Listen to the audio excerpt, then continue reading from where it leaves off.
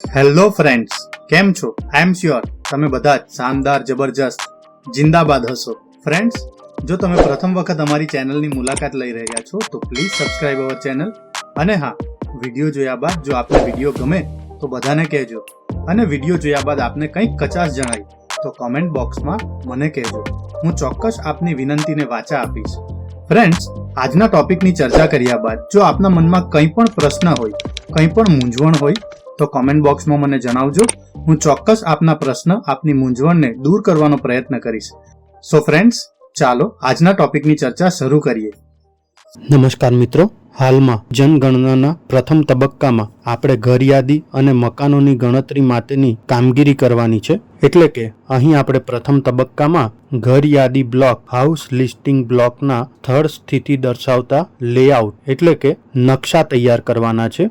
જે વિસ્તારમાં આપણે વસ્તી ગણતરી કરવાની છે તે વિસ્તારના આપણે નકશા હેન્ડમેડ એટલે કે હાથથી દોરીને નકશા તૈયાર કરવાના છે. તો અહીં આ નકશા તૈયાર કરવા માટે આપણે પહેલેથી કઈ કામગીરી કરી શકીએ અને અગાઉથી આપણે એવી કઈ કામગીરી કરીને આપણા નકશા તૈયાર કરવાનું કામ ખૂબ જ સરળ કરી શકીએ છીએ. તો તેના માટે હું આજે આપને એક સરળ રસ્તો બતાવીશ કે જેના વડે આપણે આપણા હાઉસ લિસ્ટિંગ બ્લોકના નકશા કઈ રીતે ખૂબ જ સરળતાથી બનાવી શકીએ. મિત્રો, અહીં આપણે AI અને Google મેપની મદદથી ખૂબ જ સરળતાથી આપણે જે નકશો બનાવવો હોય તે નકશો બનાવી શકીએ છીએ. મિત્રો, અહીં આપણે હાથથી નકશો બનાવવાનો છે, પણ હાથથી નકશો બનાવવા જ્યારે આપણે ફિલ્ડમાં જઈએ તે પહેલા જો આપણે આ અમુક વસ્તુ પહેલેથી કરી લઈએ એટલે કે અમુક સ્ટેપ્સ આપણે પહેલેથી ફોલો કરી લઈએ તો આપણા માટે નકશો સમજવો ખૂબ ઈઝી થઈ જશે. મિત્રો, અહીં નકશો આપણે આપણા જે તે વિસ્તારનો બનાવવાનો છે. એટલે કે માની લો આપણા ગામમાં 4 ફળિયા હોય તો આ 4 ફળિયામાંથી માની લો 2 કે 3 ફળિયા આપણા ભાગે વસ્તી ગણતરી કરવાની આવે તો આ 3 વિસ્તારોનો નકશો આપણે કઈ રીતે બનાવીશું હાથથી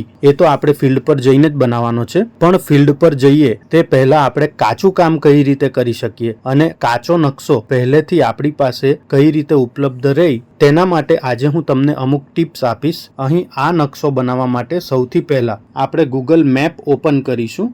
અહીં તમે જોઈ શકો છો કે Google મેપમાં ગામનો આખો નકશો છે. તો અહીં આપણે જમણી બાજુ ઉપર જે કંપાસનું બટન હોય છે, માની લો આપણો નકશો આ રીતે ઉલટ સુલટ હોય તો અહીં કંપાસના બટન પર ક્લિક કરતા ઉત્તર દિશા આપણી સેટ થઈ જશે. ત્યારબાદ માની લો એક ફળિયું છે અને માની લો મારે આ ફળિયાનો નકશો બનાવવો છે વસ્તી ગણતરી માટે. તો એના માટે હું સૌથી પહેલા આ ફળિયાને સેટ કરીશ. ત્યારબાદ આ વિસ્તારનો હું સ્ક્રીનશોટ લઈ લઈશ અને ત્યારબાદ મિત્રો જે સ્ક્રીનશોટ લીધા છે મેં આ સ્ક્રીનશોટને હું ઓપન કરીશ અને એને એડિટ કરીને જેટલો ભાગ મને કામનો છે તેટલા જ ભાગને હું ક્રોપ કરી લઈશ.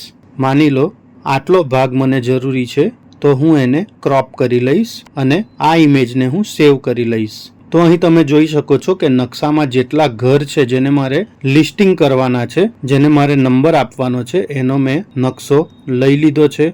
ત્યારબાદ મિત્રો આ ઇમેજ આપણા મોબાઈલના ગેલેરીમાં સેવ થઈ ગઈ છે. ત્યારબાદ આપણે આ રીતે Google Chrome ઓપન કરવાનું છે, જેમાં આપણે AI મોડ ઓપન કરીશું અને એમાં નીચે આસ્ક એનીથિંગમાં ક્લિક કર્યા બાદ પ્લસ બટન પર ક્લિક કરીશું. ત્યારબાદ ગેલેરીમાં ક્લિક કરીને જે આપણે ઇમેજ સેવ કરી છે અહીં તમે જોઈ શકો છો કે આ ઇમેજ હું સિલેક્ટ કરીશ એટલે કે જે એક વિસ્તાર છે તેને સિલેક્ટ કરીશ. ત્યારબાદ મિત્રો આપણે અહીં ટાઈપ કરીશું convert this Google map image into an Indian census enumeration sketch map and generate image. Start housing numbers from northwest and continue in zigzag order towards southeast.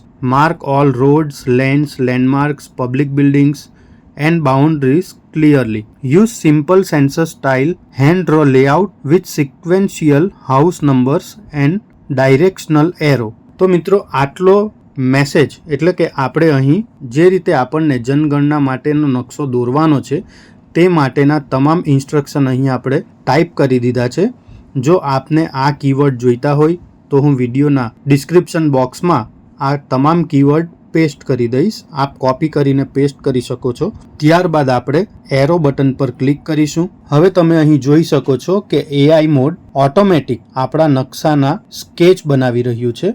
અહીં આપણે 5 થી 10 સેકન્ડ જેવી રાહ જોવી પડશે અને રાહ જોયા બાદ આપણને જે નકશો આપણને જોઈએ છે અને જે નકશો આપણે બનાવવાના છે એનો કાચો નકશો મળી જશે. તો મિત્રો અહીં તમે જોઈ શકો છો કે એઆઈએ આપણને આખો નકશો બનાવી આપી દીધો છે. એટલે કે અહીં આપણી પાસે કાચો નકશો મળી ગયો છે. આ નકશાનો ઉપયોગ આપણે જ્યારે હાથથી નકશો દોરવાના છે ત્યારે આપણને આ નકશો ખૂબ જ મદદ થશે. અહીં તમે જોઈ શકો છો મિત્રો 1 2 3 4. તો આ રીતે આપણને આખો નકશો મળી ગયો છે. આ મેપને આપણે ડાઉનલોડ કરી લઈશું. અહીં મિત્રો આ નકશો આપણા માટે ફાઇનલ નથી, પણ આ નકશો જ્યારે આપણે હાથથી આપણી જનગણના માટેનો જે નકશો બનાવવા જઈશું એ દરમિયાન આપણને જે તે રસ્તા છે, મંદિર છે, સ્કૂલ્સ છે, આ બધી વસ્તુ ખૂબ જ સરળતાથી અહીં આપણને મળી જશે કે આની બાજુમાં આ વસ્તુ છે. અને જ્યારે ઘરના નંબર પણ આપણે આપવા હોય તો એ નંબરિંગ પણ આપણને અહીં ખૂબ સરળતાથી મળી જશે. સો ફ્રેન્ડ્સ, આ એક નાનકડી ટિપ્સ હતી જે મારે તમને આપવી હતી. Thank you very much. So friends, હું આશા રાખું છું કે આજે જે માહિતી મેં આપને આપી તે આપને ગમી હશે. જો આપ ઈચ્છો છો કે હું બીજા પણ આવા ટોપિક પર વિડીયો બનાવતો રહું તો પ્લીઝ કમેન્ટ બોક્સમાં એ ટોપિકના ટાઇટલ મને જણાવજો. હું ચોક્કસ એ ટોપિક પર આપની સાથે ચર્ચા કરીશ. Thank you very much and best luck for your exams.